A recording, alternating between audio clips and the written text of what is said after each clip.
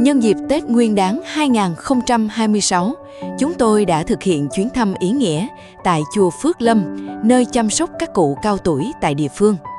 Trong không khí cuối năm ấm áp, đoàn đã gửi trao những phần quà nhỏ cùng lời hỏi thăm chân thành nhằm mang đến thêm niềm vui và sự sẻ chia trong dịp Tết. Không chỉ là hoạt động cuối năm đầy ý nghĩa, chuyến đi còn góp phần lan tỏa tinh thần quan tâm và kết nối trong cộng đồng.